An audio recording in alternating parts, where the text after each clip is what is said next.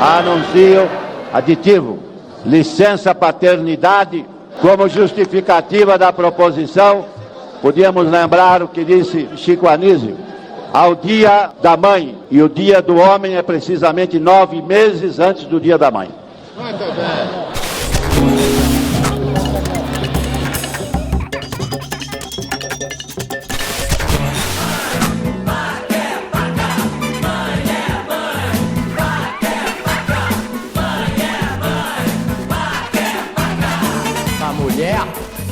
Mulher, cadê o...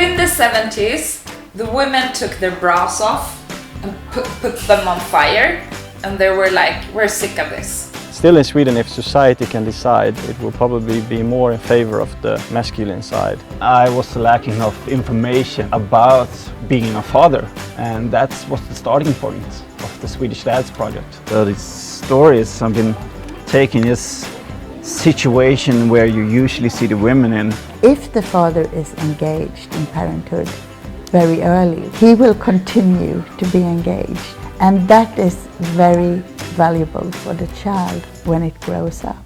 And we know that from school grades, we know that from emotional well-being, we know that from social adjustment. If I were to tell my friends, my male friends, that well, I don't do anything at home, I just sit around and I have housekeeping and Linda does everything, they would be like, that would be embarrassing. Yeah, you're a pig.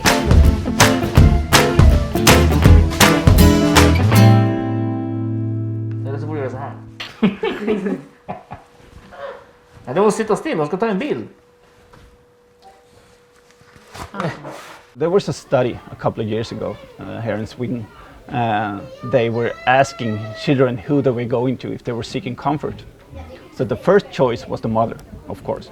And then there came a relevant somewhere in the neighborhood. And also the third was the someone in the school.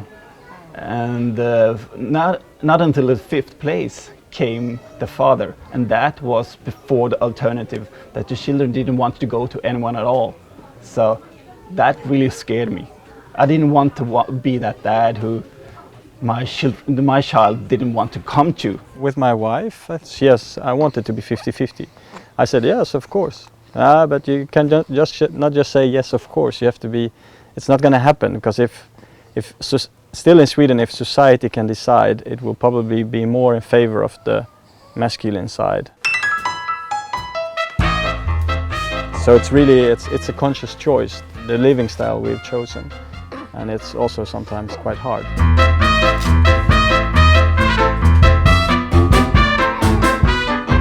Become a father was something that it's really hard to imagine. I did expect that I was capable to do more stuff than I actually was able to. It was a really hard work, even fun, but hard work is something that we men, we're always been taking for granted, and the thing that women never been recognized from before. I guess imagine it must be a very nice feeling to get a new fresh diaper.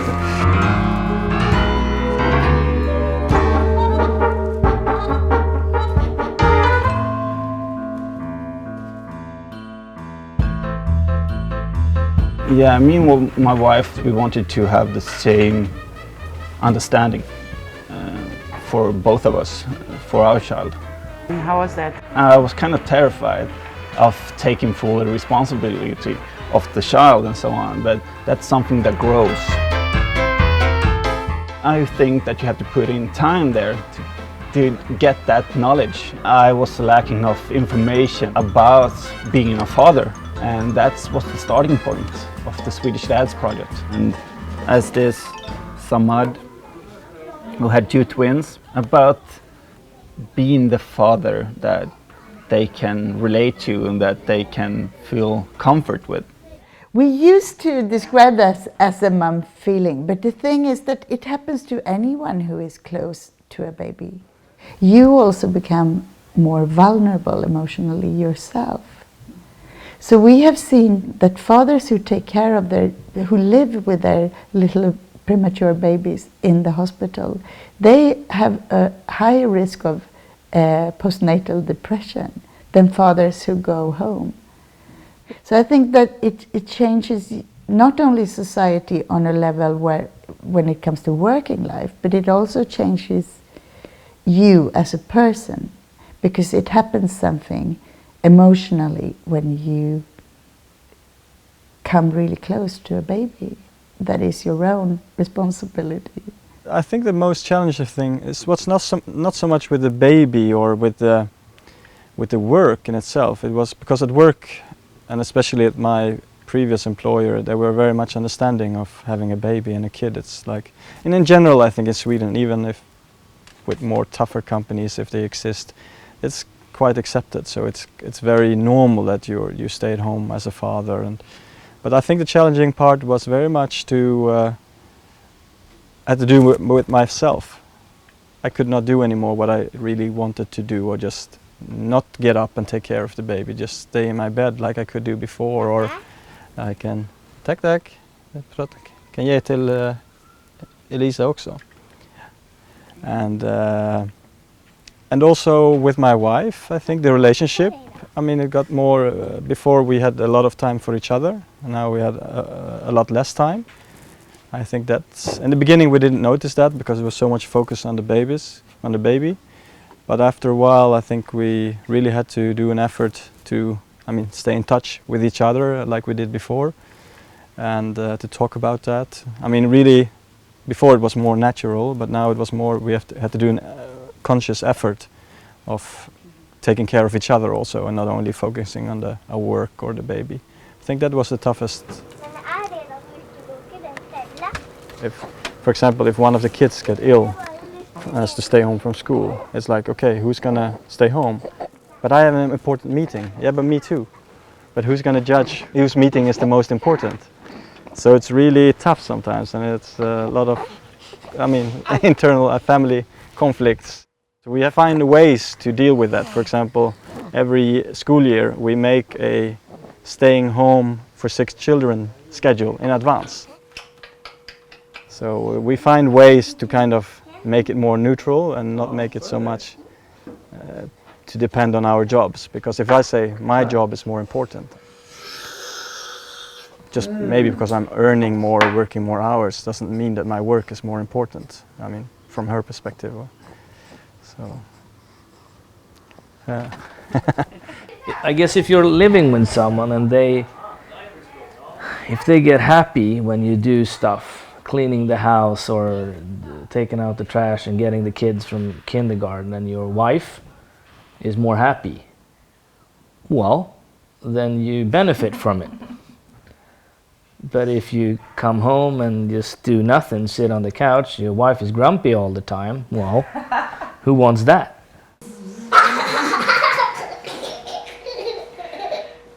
Definitely in my case, I have a more happy wife, and it's nicer to have a happy wife.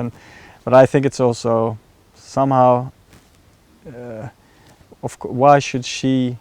I mean, she must have the same possibilities as I, or even more, or I can have more. It's not.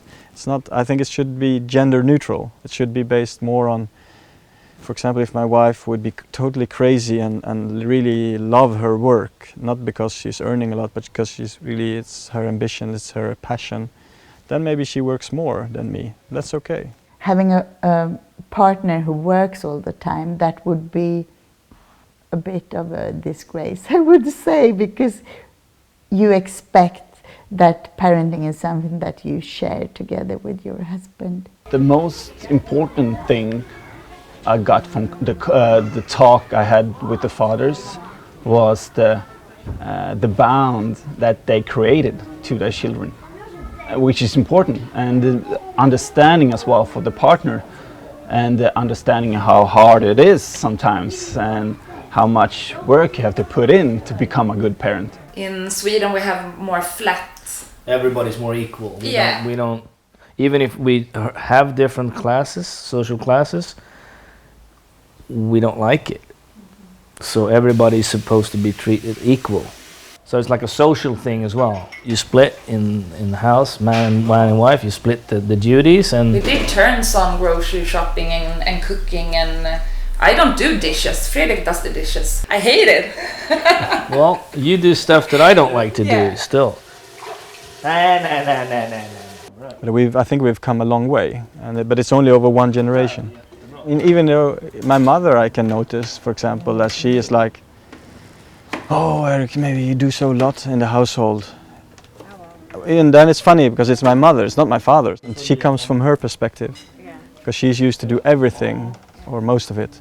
But she thinks it's good, but she still is worried for me that I'm getting tired or burned out or something. From our parents, I mean, the old style, traditional way, it's changed in the 70s a lot. A lot of things happened in Sweden in the 70s, kind of a social revolution, slowly. Yeah, but in the 70s, the women took their bras off and put them on fire, and they were like, we're sick of this. Like, we're sick of doing everything and that you don't do anything, and we want it to be more equalized. We did it like that because we could get away with it. Yeah. These days you can't. If you don't do the stuff that you're supposed to do, well, Then you're not a man. well, yeah, and you get the woman will leave you because Yes. she can. So I don't think we would have done it voluntarily. But I like it. I wouldn't want to be my granddad in that way, sitting on the couch and doing nothing. Like So, and if you go back to your grandparents, definitely they're like. I mean, I don't think they can imagine as much as we cannot imagine their lifestyle. But I think at some point, to make it happen all over the society, there needs to be some political enforcement, kind of laws to be passed, regulation to be passed. And I think that's happening with equality. I think it's not just by people wanting it. It's been a long. I mean, it's been a long fight.